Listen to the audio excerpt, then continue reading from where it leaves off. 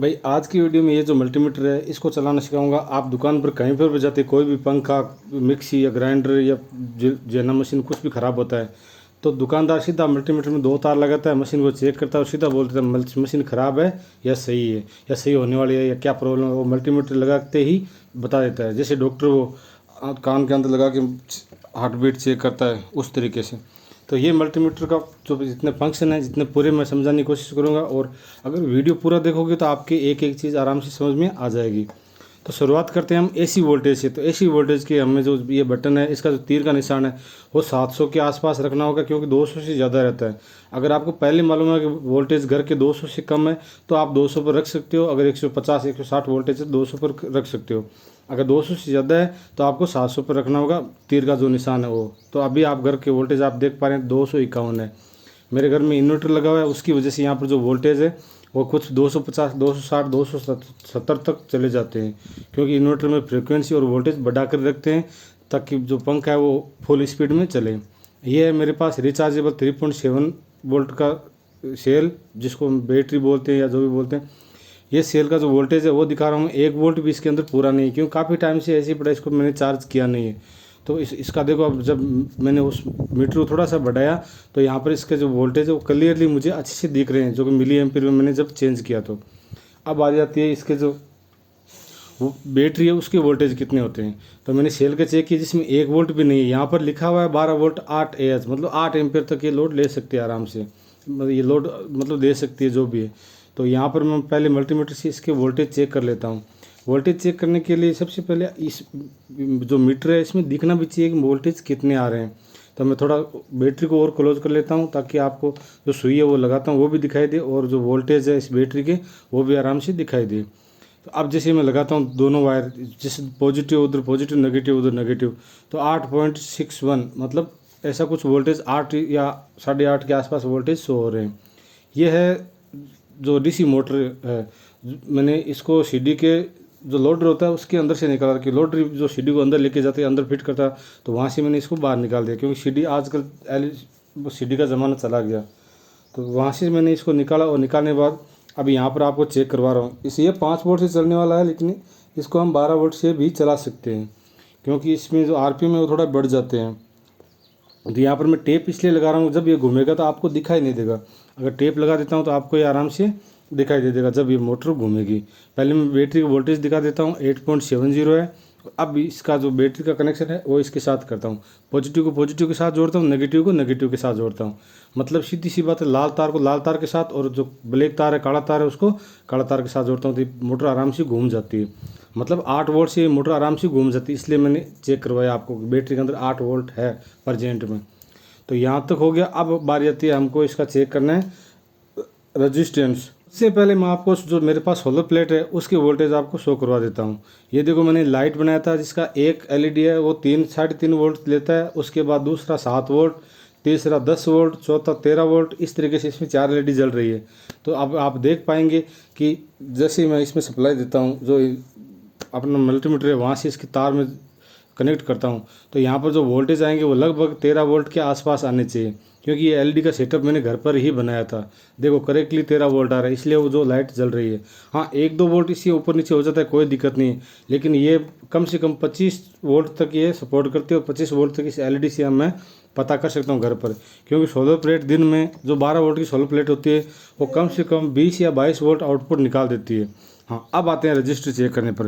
तो यहाँ पर आपने शुरू में देखा 100 के लिखा हुआ है, तो 100 के ये मल्टीमीटर चेक करता है, तो इसमें 100 के आने ही चाहिए। तो अभी आप देख पा रहे 99.3 ऐसा कुछ शो हो रहा है। तो ये मान के चलो कि ये लगभग सही है, और यहाँ पर 200 के पे मैंने मल्टीमीटर को सेट किया है। जैसे जैसे आपको पता लगे आपको रजिस्टर कितना पावर का आपको नहीं पता, तो मल्टीमीटर से बारी बारी सब पे चेक करके आप लगा कर देख सकते हो, आपको पता लग जाएगा कि आपका रजिस्टर वो कितना के का है।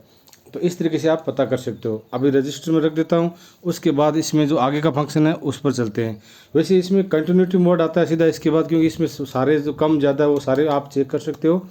अब आता है कंटिन्यूटी मोड पर। यहाँ पर एक बीप साउंड बजता है जब भी दोनों तार आपस में शॉर्ट करता हूँ।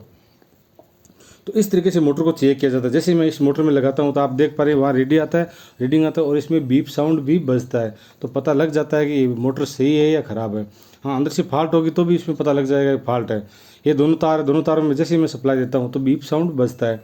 लेकिन अब मैं क्या करता हूँ, इस दोनों तारों को काट देता हूँ। काटने के बाद दोनों तारों को अलग अलग करके टेप लगा देता हूँ, ताकि देखने में ऐसा लगे कि दोनों तार जुड़े हुए हैं, लेकिन मैं टेप लगा देता हूँ अलग अलग करके, इनको जोड़ता नहीं हूँ। उसके बाद अगर मैं मल्टीमीटर लगाता हूँ तो मल्टीमीटर में जो शो होता है कुछ भी शो नहीं होता, ना बीप साउंड होता है ना कोई रीडिंग आती है। भाई लाइक करते रहना दबा दब, इस जब जैसे जैसे आप वीडियो को देख पा रहे हो वैसे वैसे लाइक करते रहना। लाइक के लिए बोल रहा हूँ अभी आप देख पाएंगे जैसे मैं दोनों में तार टच करता हूँ तो यहाँ पर ना कोई बीप साउंड आ रहा है ना ही मल्टीमीटर में कोई रीडिंग आ रहा है, क्योंकि बीच में से ये कटा हुआ है। तो इस तरीके से मिस्त्री लोग जो दो तार होते हैं उसमें से एक तार कौन सा कटा हुआ है वो पता लगा लेते हैं कि लाल वाला तार बीच में से टूटा हुआ है या ब्लैक वाला जो काला वाला तार है वो बीच में से टूटा हुआ है। और इसका एक प्रयोग और है, इससे हम एलईडी भी चेक कर सकते हैं। जो कि 3 वोल्ट की एलईडी होती है उसको हम मल्टीमीटर से डायरेक्ट चेक कर सकते हैं, सिर्फ कंटिन्यूटी मोड पर ही चेक कर सकते हैं। जैसे मैं इसमें सप्लाई देता हूँ तो आप देख पा रहे हैं एलईडी का बल्ब है वो ग्लो हो रहा है। तो यहाँ तक कंप्लीट हो गया अपना। अब यहाँ से आगे बढ़ते हैं, ये है फ्रीक्वेंसी चेक करने का। तो अभी फ्रीक्वेंसी चेक करने के लिए मेरे पास कुछ है नहीं, और ये है ट्रांजिस्टर चेक करने का, एनपीएन और पीएनपी दोनों अलग अलग। तो मेरे पास फिलहाल एनपीएन ही है तो मैं एनपीएन चेक कर लेता हूँ। पीएनपी अभी नहीं है, होगा तो मैं आपको आइडिया बता दूंगा आप किस तरीके से चेक कर पाओगे। और यह पता कैसे चले, तो 3 टांग है वो इसमें निकाल, जो पिन है वो निकाल देता हूँ मैं, क्योंकि इनका अब कोई काम नहीं है। अब इसके अंदर एक साइड में होल बना हुआ है और उसमें 3 जो होल अंदर मिल जाएंगे, जो कि ट्रांजिस्टर के 3 टांगे वो बराबर उसमें लग जाएगी। जैसे मैं उसमें लगा देता हूँ तो आपको इसमें कुछ रीडिंग शो होगी। सबसे पहले मैं यहाँ पर दिखाने की कोशिश करूँगा कि ये BC547 है। इसका ज़्यादातर उपयोग जो डोर बेल होती है या कोई और जो सर्किट होता है उसमें उपयोग में लिया जाता है, क्योंकि ये छोटा छोटा काम बहुत बड़े तरीके से कर देता है। और इसके साथ अगर रिले लगा दें तो ये बल्ब को भी ऑन ऑफ करवा देता है अपनी मर्जी से। इतना मतलब ये छोटा तो है लेकिन बहुत ज़्यादा काम का है। इसके आने वाले टाइम में आप वीडियो देख पाएंगे। एक इसका मैंने वीडियो बनाया था पानी की टंकी का लेवल ऑटोमेटिक कैसे चेक करें। तो जैसे जैसे पानी बढ़ता है वैसे वैसे एक एक एलईडी ग्लो होता रहता है, तो उसमें भी इसका उपयोग लिया जा सकता है। और यहाँ पर देखो एनपीएन तो चेक कर लिया, जब पीएनपी में चेक करता हूँ क्योंकि ये ट्रांजिस्टर है ही एनपीएन, तो ये पीएनपी कैसे रीडिंग दिखाएगा, तो नहीं दिखाएगा, लेकिन इस साइड का रीडिंग ज़रूर दिखाएगा एनपीएन साइड का। तो ये है इसका चेक करने का तरीका। तो यहाँ तक काम कंप्लीट हो गया अपना। अब बारी आती है हमको एम्पियर चेक करने की। यहाँ पर लिखा हुआ भी है 10 एम्पियर। तो सबसे पहले मैं इसकी वायरिंग कर देता हूँ, लेकिन यहाँ पर जो लाल तार है उसको हमें निकालना होगा, और इसमें लिखा हुआ है मैक्सिमम 10 एम्पियर ही आप चेक कर सकते हो। तो इस लाल तार को निकाल करके ऊपर वाले में लगाना होगा, तब जाके ये एम्पियर शो करवाएगा। अब तक हमने जितने भी कनेक्शन या चेक किए, रीडिंग लिया है, वो सब पैरेलल रीडिंग लिया है। लेकिन एम्पियर चेक करने के लिए हमको जो रीडिंग है वो सीरीज़ में करना होगा, मतलब सीरीज़ के थ्रू ही मोटर चलनी चाहिए। अब मल्टीमीटर के बीच में होते हुए मोटर चलेगी, जैसा कि आप वीडियो में देख पा रहे हैं। एक तरफ एक साइड का सुई लगा देता हूँ, दूसरी तरफ दूसरी साइड का सुई लगा देता हूँ। तो ये 3 एम्पियर ले रही है, ये छोटी सी मोटर अभी भी 3 एम्पियर ले रही है चलने के लिए। तो ये तरीका है मल्टीमीटर चेक करने का। और यहाँ से अगर मैं बढ़ा भी देता हूँ तो कोई दिक्कत नहीं, जो रीडिंग है वो आपको क्लियरली देखने को मिलेगी। पहले रीडिंग हल्की मिलेगी, उसके बाद पॉइंट के बाद रीडिंग आती है वो और भी कम हो जाती है, लेकिन कोई दिक्कत नहीं, ये काम कर जाएगा। तो वीडियो आप डेली देखते हो लेकिन वीडियो को लाइक कर नहीं करते। वीडियो को लाइक जरूर कर दिया करो, और चैनल पर पहली बार आए हो भाई, आप मेरा ये वीडियो पहली बार देख रहे हो तो चैनल को भी सब्सक्राइब कर लो। और अगर आपको ये वीडियो अच्छा लगे तो आप कुछ कमेंट कर सकते हो वीडियो के बारे में कि आपको क्या चीज़ समझ में आया, क्या चीज़ नहीं आया। और ये वीडियो अपने सभी दोस्तों के साथ शेयर भी कर सकते हो, ताकि और कोई भी इस मल्टीमीटर का उपयोग ले सके। मेरे गांव में कई बार लाइट ज़्यादा आती है तो मैं फेसबुक पर अपलोड कर देता हूँ इसका पिक्चर कि आज गांव में 450 वोल्ट की लाइट है। मिलते हैं नेक्स्ट वीडियो में, धन्यवाद।